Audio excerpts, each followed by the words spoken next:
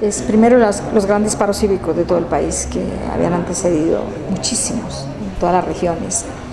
Los campesinos reclamando la tierra, las viviendistas reclamando los servicios, los estudiantes reclamando la educación pública, las mujeres reclamando sus espacios. Era demasiada evolución social la que hubo en los años precedentes.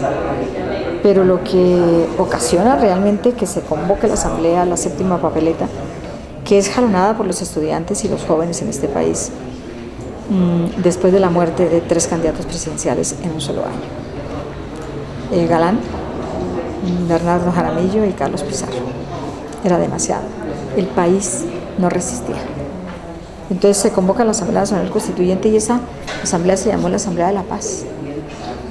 Y como cosa extraña no dejaron asistir a la coordinadora guerrillera, que la pidieron, que se tomaron una embajada, que nos mandaron después a 6 delegados a Caracas a hablar con la coordinadora y que en último, ya cuando íbamos para Tlaxcala a mirar si ellos podían por lo menos entrar en la etapa final para ayudar a hacer la Constitución, pues entonces por allá un señor Argelino Durán Quintero pues se muere, o bueno, en circunstancias que yo creo que ni siquiera todavía se han aclarado, pues hace que se rompa el diálogo de Tlaxcala. Y ahí otra vez quedó roto todo y nuevamente la guerra. Entonces la constituyente de la famosa paz no fue de paz, porque después de la constituyente vienen unos hechos terribles que nadie se imaginó que pudieran pasar. Nadie. Yo creo que nadie hizo el cálculo de la aparición de los grupos paramilitares reforzados por el gobierno y como una política de Estado. El terrorismo que se implantó en Colombia después de haber hecho la mejor Carta de Derechos Humanos de todo el continente, pues viene algo completamente inexplicable. Parece que hubiéramos hecho algo del gatopardismo político, cambiar todo para que todo siguiera igual o peor, en un concepto peor.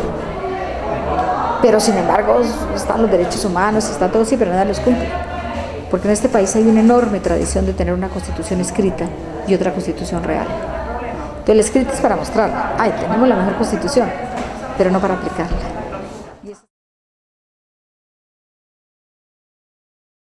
Nuestra experiencia en la Asamblea Nacional Constituyente en 1991, pues prácticamente era la única que representaba la Unión Patriótica, el Partido Comunista, y bueno, ahí estaban 19 miembros del M-19 que acaban de entregar las armas.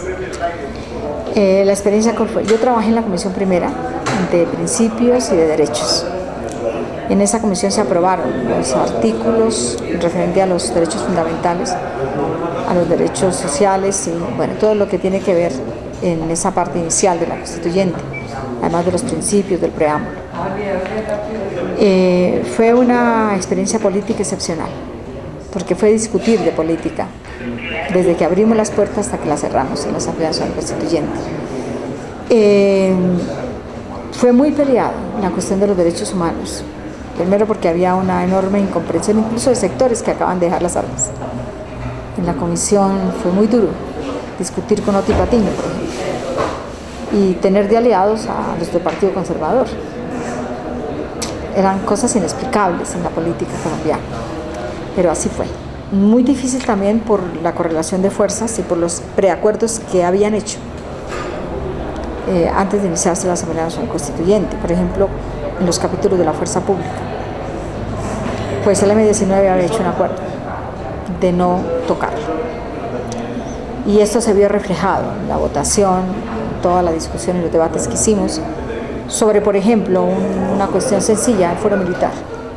Queríamos dejar en la Constitución cuáles eran los delitos militares, porque en un país con una altísima violación de los derechos humanos, donde los militares jugaban en ese momento un papel como victimarios, era complicadísimo, pero eso no se entendió por parte de los sectores que llegaban a la Asamblea con un mito de ser de izquierda. Pues fueron enormes las sorpresas adentro. Por eso se hace necesario que si nos preparamos para una nueva Asamblea Nacional Constituyente, haya una correlación distinta. De lo contrario, pues ganarían los que quieren quitar la Carta de los Derechos Humanos. Y yo creo que en últimas Hay grandes avances, pero también hay un capítulo muy retrógrado, es el capítulo 5 sobre toda la cuestión de la economía. Ahí quedó consignado el neoliberalismo. Yo creo que es la única constitución del mundo que tiene semejante cosa. Y no lo pudimos derrotar, porque los que creíamos que iban a votar en contra votaron a favor.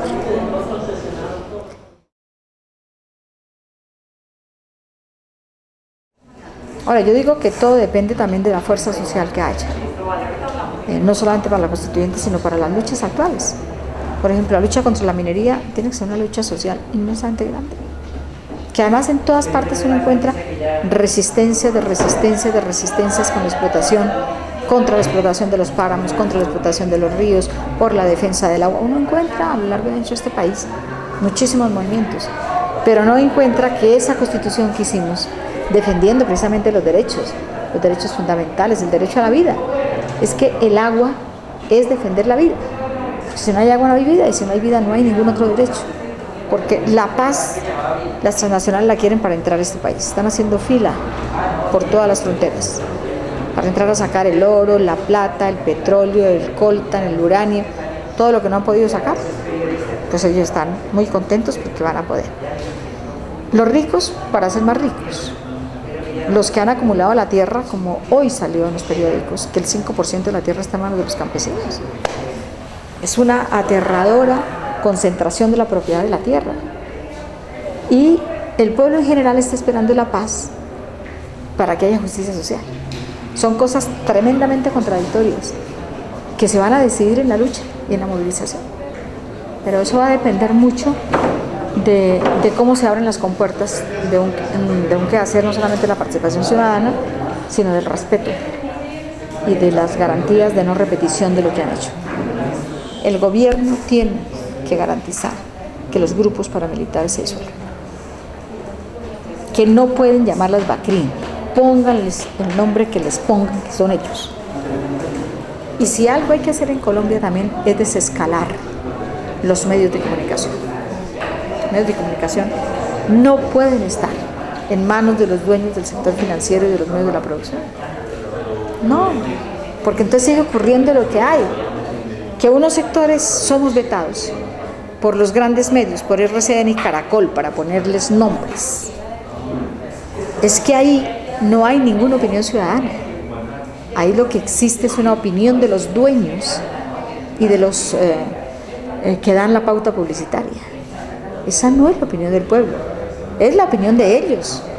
La hacen pasar como si fuera opinión nacional, la opinión nacional. Pues yo creo que este país en el 90% no se siente identificado ni con el RCN ni con Caracol.